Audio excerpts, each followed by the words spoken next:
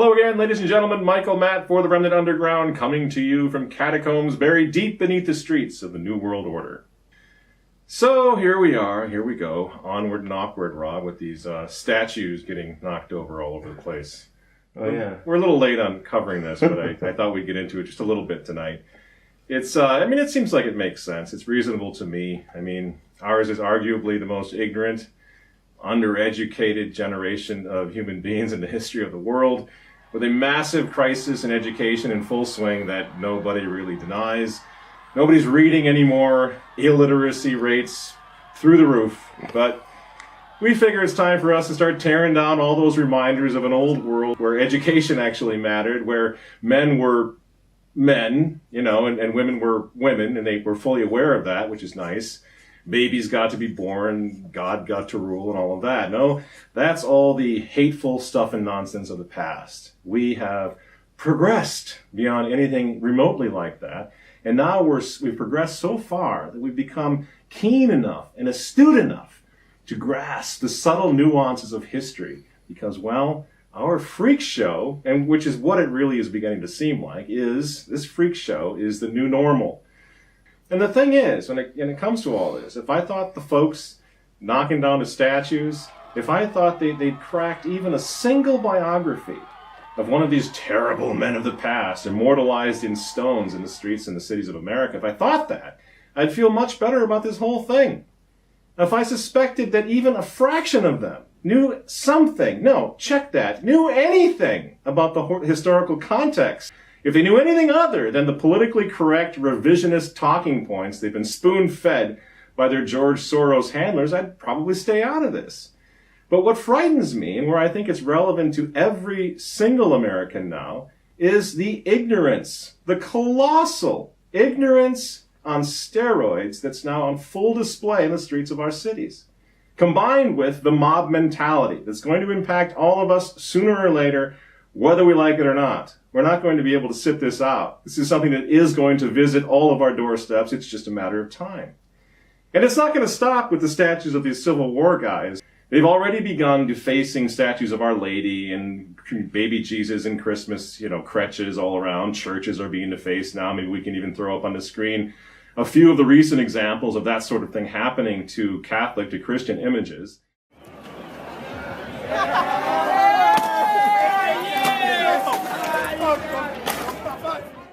Because you know exactly where this is all leading. This war on history, this war on the past, war on statues, for heaven's sakes, like a bunch of kindergartners.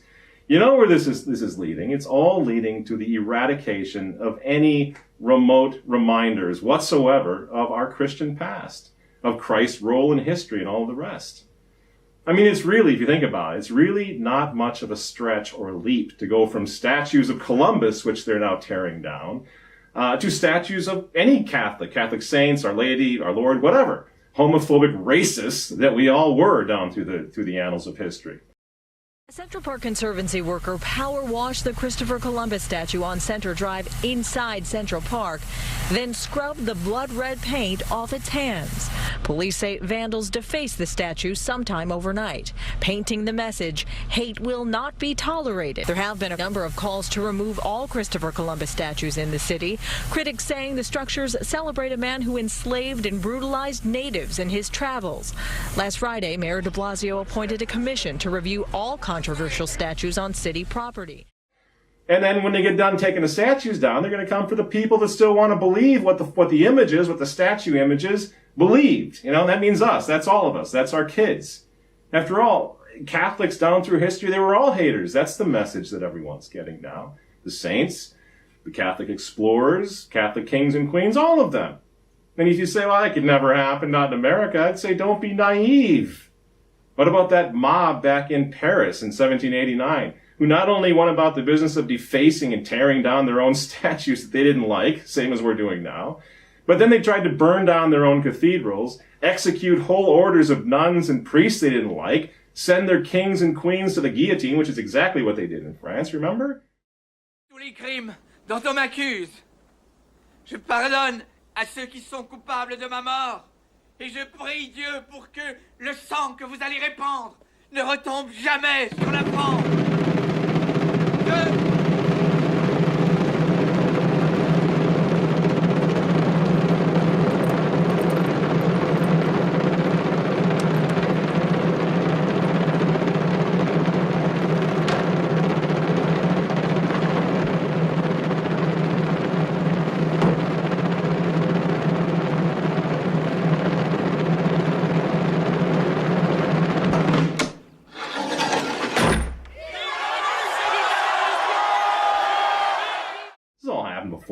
History always repeats itself, right? We say that all the time down here because it's true. All of this is coming again because it's the same Christophobic, Christ-hating mob, just a different century. Christophobia, which is what we're facing now, which is what this is. It transcends all races, all skin colors, all nationalities. Right now they're trying to stir up the race wars, of course, but to the same end, to cause chaos, to break things down, eventually to bring in some sort of police state, but to essentially wage war on the idea of a Christ-centered society. Because this is war. This is war on the social kingship of Christ, which is universal throughout the entire world. That is what this is. Yeah, you can see it everywhere. It's literally carved in stone over in Europe. If you go to London or if you go to Paris, you will see the extent to which what we're seeing now with these statues has all happened before. Our enemies are not very imaginative. So many old cathedrals with headless statues all over the facades of the old buildings, vandalized altars inside, countless graves of Catholics, of Christians slaughtered by the same mob, which was manipulated in the exact same way as the mob today is being manipulated, and by the very same anti-Christian forces. And there's no stopping this mob. There's no reasoning with the mob. The mob is once again out of control. And if you want an example of that it doesn't just apply to us, it applies to everybody now. Once the mob gets whipped up, there's no stopping it. So I saw some video footage of Nancy Pelosi the other day. Love her. Don't you love her? Love her. Did you see this? This is great. She's getting a dose of the mob, which she herself has been inciting throughout her entire political career with her class warfare politics. Now things have changed, and the mob is turning on old Nancy. But just for fun, Rob, why don't we run a few feet of that Nancy Pelosi video and then watch how she's shaking and tremoring in the face of the mob. Check this out.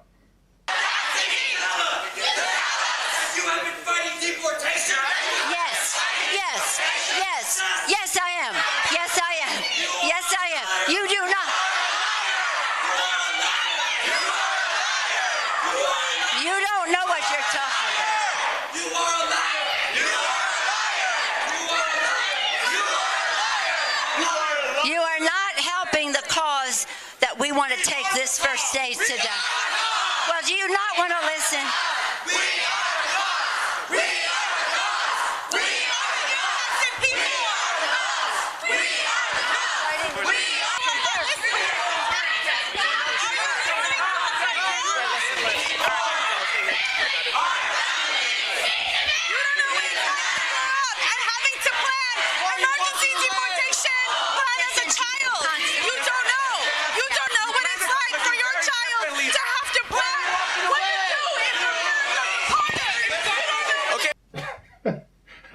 How's it feel, Nancy? You see? She's visibly shaken. There's no controlling this. And the mob is gradually taking over everywhere. And I was reminded of Robespierre and some of the other French revolutionaries, also responsible for having incited the mob. Now that eventually they too were carted off by the mob, they themselves led to the Madame Guillotine, where they lost their heads at the hands of the same godless, senseless mob. Again, people who don't know history are bound to repeat it.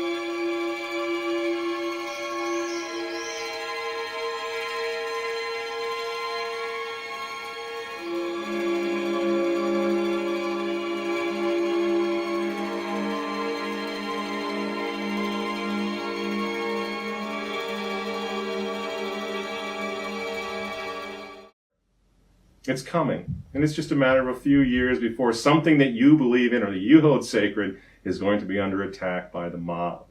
So, for example, we celebrated Columbus Day last week.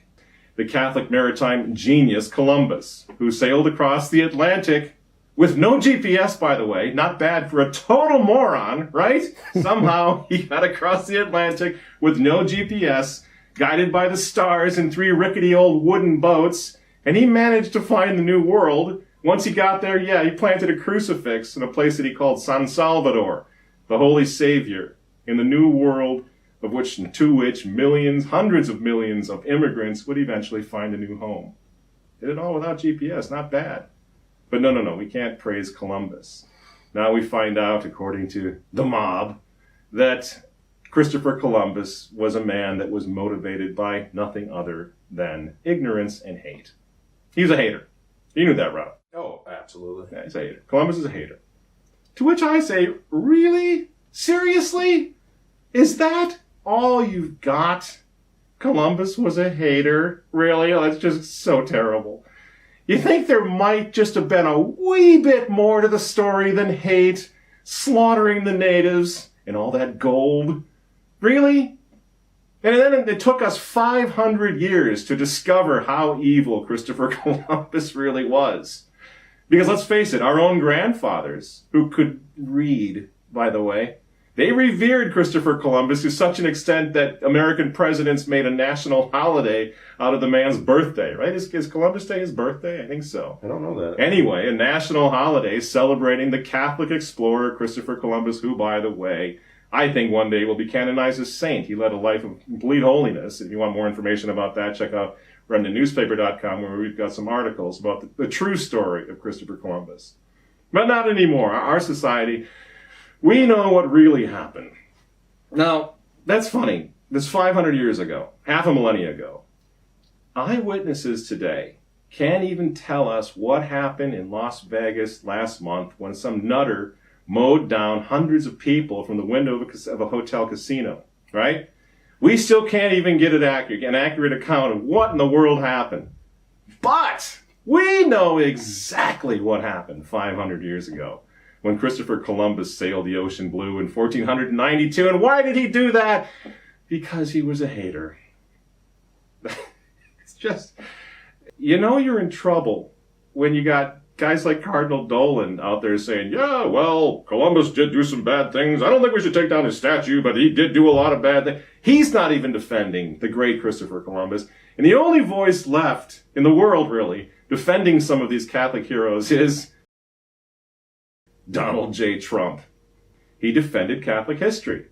He had a great speech for Columbus Day. Did you check it out, Rob? No, I missed that. It was really, really good, and maybe the reason you missed it is because, surprise, surprise, you can't find it on YouTube. What? Yeah, YouTube, I guess, had something else to do with their algorithms last week, and that very, rather shocking from the liberal point of view, speech never showed up on YouTube. Gee, I wonder if it just made too much sense.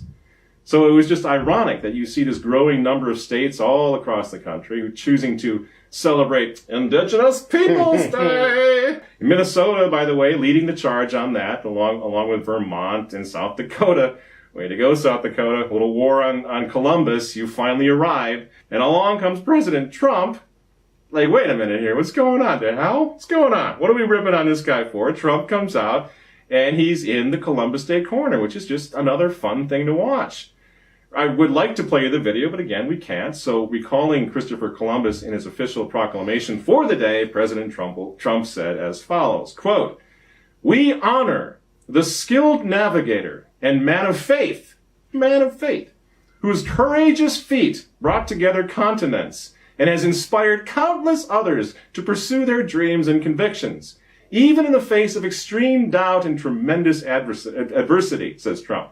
525 years ago, Christopher Columbus completed an ambitious and daring voyage across the Atlantic Ocean to the Americas. The voyage was a remarkable and then unparalleled feat that helped launch the age of exploration and discovery. The permanent, get this, Rob, this is hilarious, coming from the lips of the President of the United States. The permanent arrival of Europeans to the Americas was a transformative event that undeniably and fundamentally changed the course of human history and set the stage for the development of our great nation, end quote. Wow. Isn't that amazing? Yeah. Could this man possibly be any more annoying to the New World Order wackos? I don't think so. Heck, last week, to interrupt myself for a minute, this is great. Last week, President Trump even found the time to defend Christmas. He says from now on, they're all going to be saying Merry Christmas in his administration. Rob, let's cue just up 10 seconds of that. It's so good. Here's Donald Trump on Christmas. And something I said so much during the last 2 years, but I'll say it again as we approach the end of the year.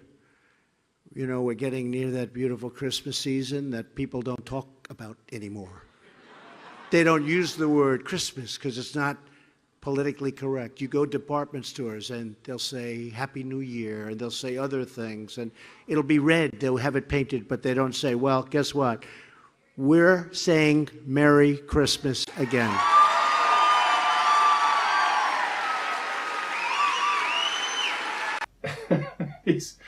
These seemingly little things, these little matters, I don't know, they're really not so little. When you consider that the folks that Trump is infuriating with this sort of thing are at war with us. They're at war with Christ, with our holy days, such as Christmas, and with everything Christian. And along comes Trump saying the right thing, while the Pope, the bishops, the priests observe this bizarre silence about the same issues. Because they want to knock down all of that. They want to knock down not just the statues, but everything that the statues represent. They want to change the names of the cities. I mean, Rob and I, we come from the city of St. Paul. Oh my goodness. Founded by Catholic missionaries around a fort, which is now called Fort Snelling, was originally called Fort St. Anthony, which is why we have things like St. Anthony Falls in Minneapolis and so forth. Very, very Catholic area. This city was named St. Paul by a French missionary priest in honor of St. Paul the Apostle. And oh boy, something needs to be done about that. That's not inclusive. How long before the mob here in St. Paul decides that it's time to tear down the statues of heroic Catholic priests responsible for founding not only St. Paul, but dozens of cities in this area, all across this country, cities which began as missionary outposts of the Catholic Church. A church which now the mob is being told was obsessed with killing natives. Even here in the Midwest, killing the natives and stealing all that Sioux Indian and Ojibwe gold. The Ojibways were known for their stacks of gold that had those missionaries coming over from Austria and France and everywhere else to try to bring them the old faith and to educate them and to build hospitals and schools and everything else. It's all right there if you read. But that's a problem. Nobody reads anymore.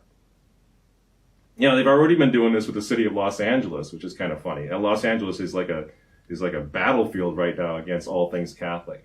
But you know what the actual name of the city of Los Angeles is, right? It's not just Los Angeles, and I'm going to butcher the Spanish, but the actual name of the city of Los Angeles is El Pueblo de Nostra Señora la Reina de Los Angeles, which translates from my terrible Spanish to the town of Our Lady, Queen of the Angels.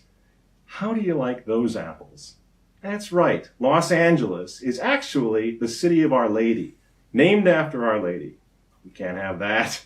That's not inclusive. Can't have that. They're up there right now attacking the statues of the great Franciscan friar and saint Junipero Serra, who in 1771 directed the building of the original mission of St. Gabriel the Archangel. Well, they're defacing his statues now, calling for the removal of those statues because he was, of course, a murderer. This photo comes at a time when many are calling for the removal of controversial statues. Some argue Serra is not the saint the Catholic Church paints him out to be. Instead, they claim he used California Indians and destroyed part of their culture. I think the statue should come down from here at this park and then put some appreciation to the native people that live here. So again, we can see what's happening. The mob is trying to vilify. And this is a point that I wish we could all just sit down, slow down, and carefully regurgitate with our friends and enemies alike. They're trying to vilify the most non-racist religion in the history of the world, the Catholic Church. I know you're going to jump and say, oh, wait, what about this? What about that? But think about it. Think about it for a minute. The Catholic Church. All peoples make up the Catholic Church, the Catholic religion. It's not just a European church. The Europeans were Johnny-come-latelys, remember? Europe, in fact, was Christianity's missionary ground, missionary territory for a long time in the early days. There's not one single people that can lay claim to be the keeper of the Christian keys, certainly not in Europe. They became Christian later on. So the Catholic Church was always for all people, all skin colors, all nationalities. There was no distinction. There was no racism. There was no prejudice. Saints, bishops, popes, kings, queens, missionaries, explorers, founders of religious orders from Africa to China, to the New World, to Australia, to the farthest reaches and frontiers known and unknown to man. The Catholic Church was there, making high-ranking prelates from the Chinese church, from the American church. It's all across the board. Black cardinals, white, all different nationalities. There is no other church in history that can make this claim. Now, this isn't my opinion. This is a matter of a historical and easily verified public record. All you have to do is read. But again, nobody reads. Who's got time to read? Let's just go out and knock down some statues, shall we? In these towns like St. Paul and St. Louis and Los Angeles and St. Augustine and San Diego and San Francisco and Sacramento and dozens of other cities founded by haters from the Catholic Church down over the past hundreds of years. Yes, this is war on Christ. This is war on his church. Nothing more, nothing less. And now we even have supposedly Catholic groups and organizations and schools and churches joining in on this nonsense.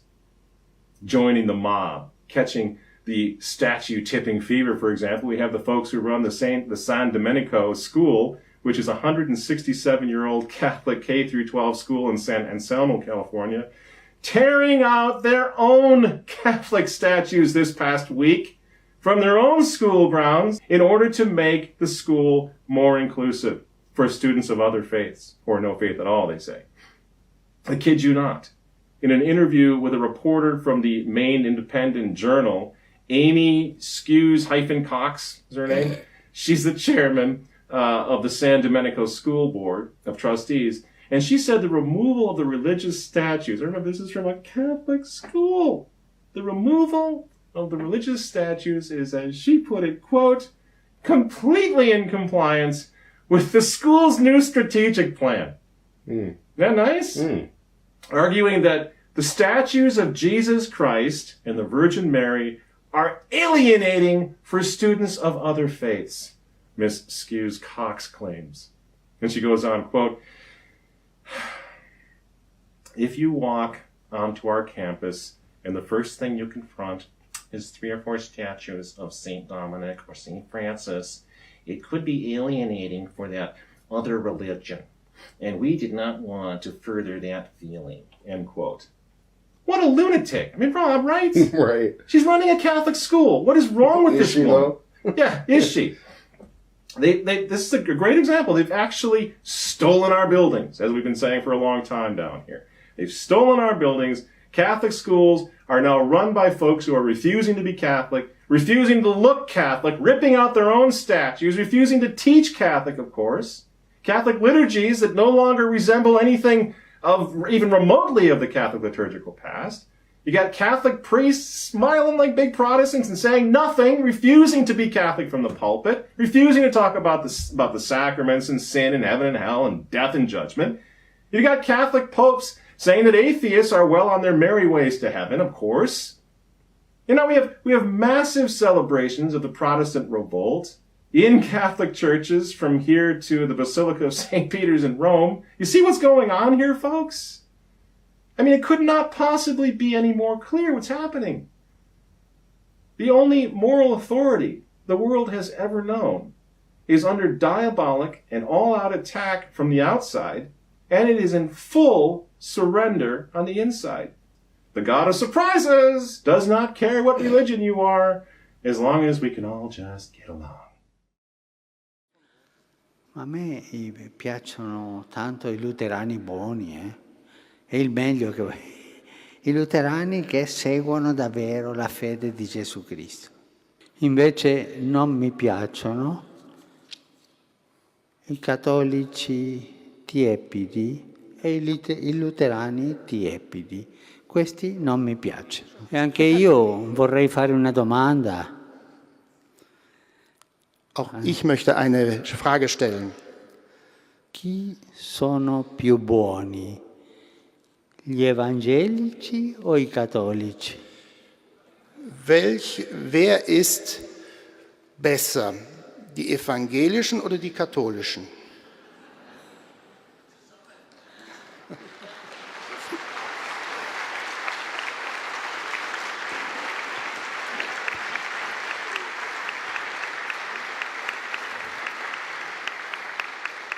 Besser sind alle zusammen.